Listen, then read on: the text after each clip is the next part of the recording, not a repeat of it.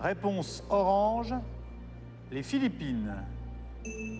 Réponse rouge, le Danemark. Réponse jaune, l'Australie. Votez.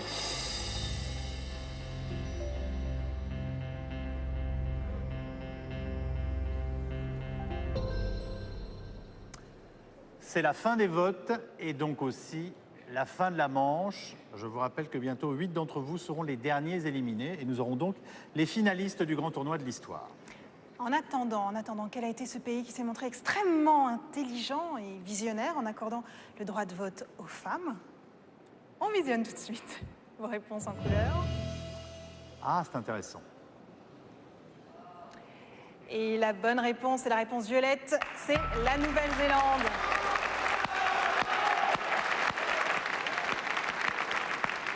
Nous allons maintenant découvrir les 8 éliminés et surtout, par la même occasion, les 8 finalistes du grand tournoi de l'histoire.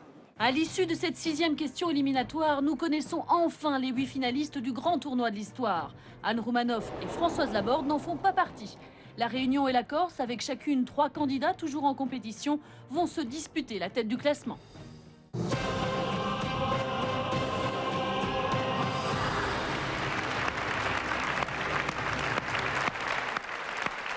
Et voici donc les finales tant attendues. Ces finales vont se dérouler par catégorie, téléspectateurs, personnalités, centraliens et élèves de terminale. Nous aurons donc, à l'issue de ce jeu, 4 gagnants qui partiront en voyage, puis un grand gagnant au score ou à la rapidité, et bien entendu aussi une région victorieuse. Alors, les 2 participants à cette finale des téléspectateurs sont Nabil et Gérard. Nabil, quel thème avez-vous choisi? Puisque dorénavant, ce sont les participants qui choisissent eux-mêmes le thème sur lequel on va les interroger.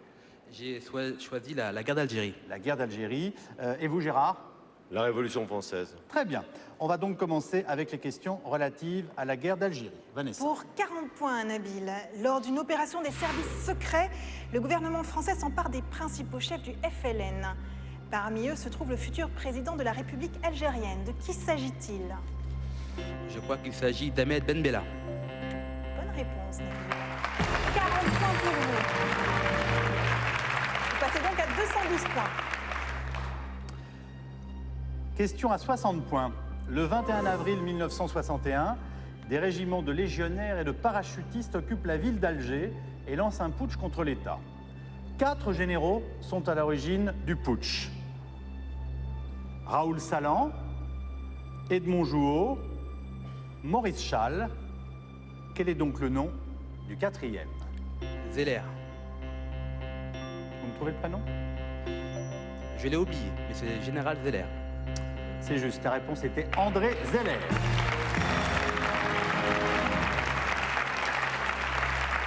Et alors là, attention, concentrez-vous bien, tout peut basculer. 100 points en jeu, Nabil. Attention.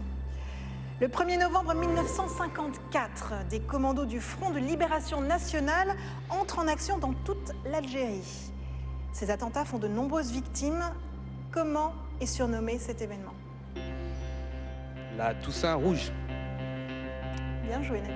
C'est encore une bonne réponse. 100 points de plus, ce qui donne une confortable avance, 372 points. Nabil, vous venez de ramasser 200 points avec ces 3 réponses. Bravo. Yves, peut-être un petit commentaire quand même, Almeida. parce que ça a été un conflit extrêmement douloureux, aussi bien pour l'Algérie que pour la France. Et ce qui peut être intéressant à considérer du point de vue de cette guerre, c'est l'ensemble des incidences que ça va avoir, pas seulement sur le plan militaire, comme on le fait souvent, sur le plan humain bien sûr, mais aussi sur le plan institutionnel, création d'un État, changement de régime chez nous avec la création de la Ve République, et aussi peut-être en même temps transformation en termes de génération politique, puisque ça va être le moment qui va faire émerger aussi bien une élite politique en Algérie qu'une élite politique en France. Voilà, nous allons repartir maintenant avec une série de questions pour Gérard consacrées à la Révolution française. Là encore, 40, 60, puis 100 points, Gérard. La première question est la suivante. Le 17 juillet 1789, Louis XVI est acclamé par la foule devant l'hôtel de ville car il a rappelé Necker à son poste. Le maire Bailly lui remet un objet symbole de la monarchie et de la ville de Paris. De quel objet s'agit-il? La cocarde tricolore. C'est une bonne réponse.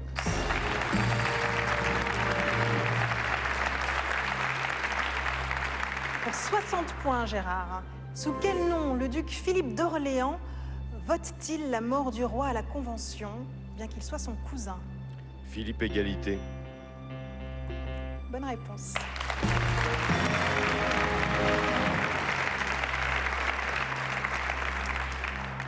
Question à 100 points. Si vous répondez à cette question, vous remportez la manche. Homme politique auvergnat proche de Maximilien Robespierre, élu président de l'Assemblée en 1793, il lutte avec une extrême rigueur contre les hébertistes et les dantonistes. Paralysé des jambes, il se déplace sur une chaise roulante et sera porté à bout de bras à l'échafaud en 1794. De qui s'agit-il? Couton. Son prénom? Je me souviens plus du prénom de Couton. Alors c'est bien lui, il s'appelait Georges. Georges. Les problèmes sur les prénoms.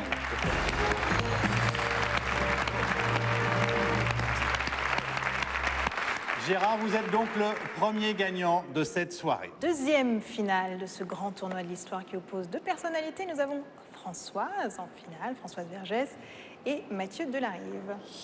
Deux îles qui vont s'opposer ce Oui, soir. alors qui vont s'opposer l'un et l'autre. Mathieu, vous avez choisi? La Seconde Guerre mondiale. Oui, je vous rassure, c'est bien ça. Et Françoise? L'histoire de l'esclavage. Bien entendu, puisque c'est votre spécialité. Première question à 40 points pour vous, Mathieu. En juin 1941, les Allemands tentent d'envahir l'Union soviétique. La Wehrmacht, d'abord victorieuse face à une armée rouge démoralisée, se trouve bloquée par l'hiver avant d'atteindre Moscou. Quel nom de code est donné à cette opération?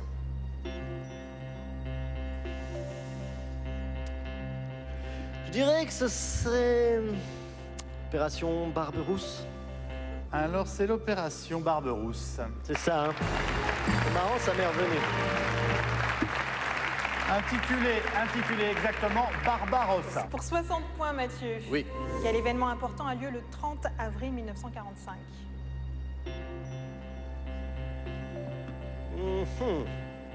Je pense que c'est le suicide d'Hitler. Bonne réponse. «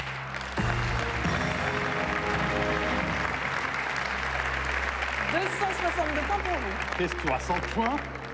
Le 7 décembre 1941, l'aviation japonaise attaque par surprise la base américaine de Pearl Harbor. Oui. Quel chef de gouvernement japonais décide de cette attaque?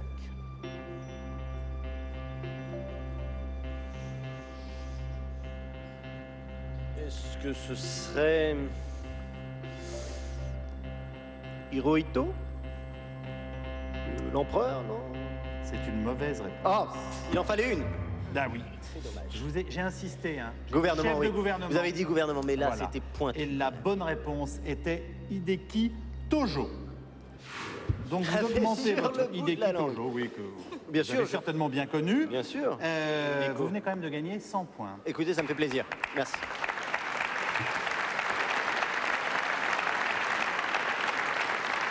On va donc maintenant passer aux questions concernant l'esclavage avec vous, Françoise Vergès. Et une première question à 40 points. Au 1er siècle avant Jésus-Christ, un esclave romain est livré au lion pour s'être enfui de chez son maître. Or, le lion, qu'il a jadis soigné, le reconnaît et se couche à ses pieds.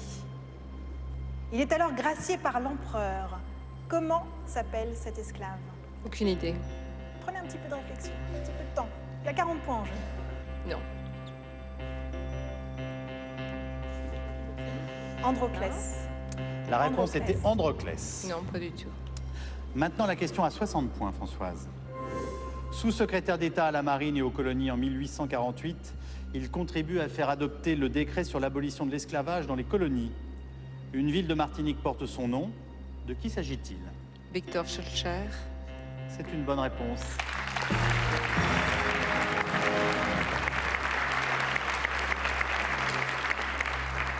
Avec 60 points dans votre escarcelle. Enfin, dernière question à 100 points, cette fois-ci.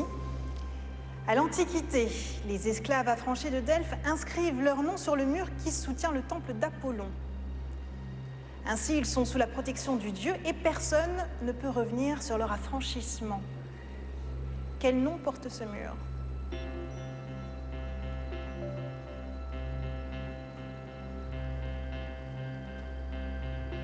Non, je me... Si vous êtes tenté, allez-y. Hein. Non. Alors la réponse est le mur polygonal.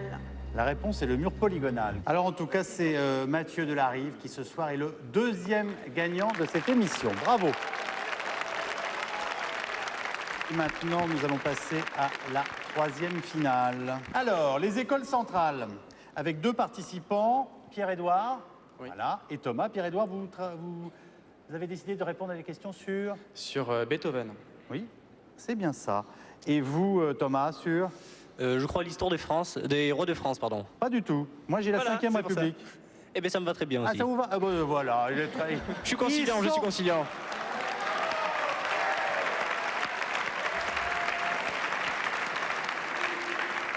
Ils sont incroyables, ces centraliens.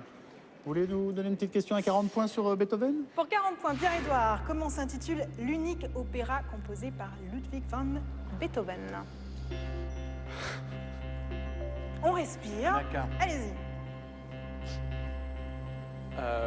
Il me semble que c'est Fidelio. Bonne réponse.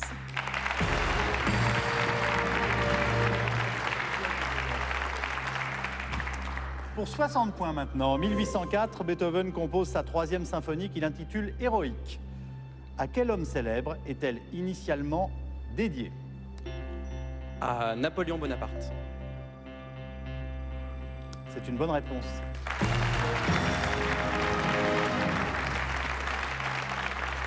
Les 100 points? Attention, là, c'est une question importante. Hein. Quel compositeur dit au jeune Ludwig van Beethoven, dont il est le maître, vous me faites l'impression d'un homme qui a plusieurs têtes, plusieurs cœurs et plusieurs âmes? Il me semble que c'est Joseph Haydn. Bonne réponse.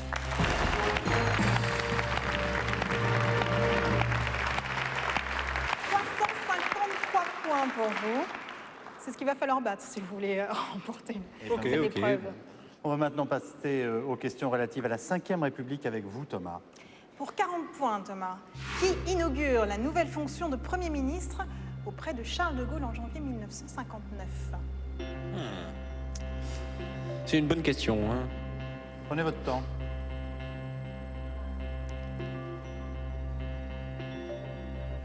Bon, je vais dire Debré. Prénom? Prénom. Ah, par contre, je ne me souviens plus du prénom. Hein. Michel, peut-être? C'est Michel Debré, Bonne le père de la réponse. Constitution.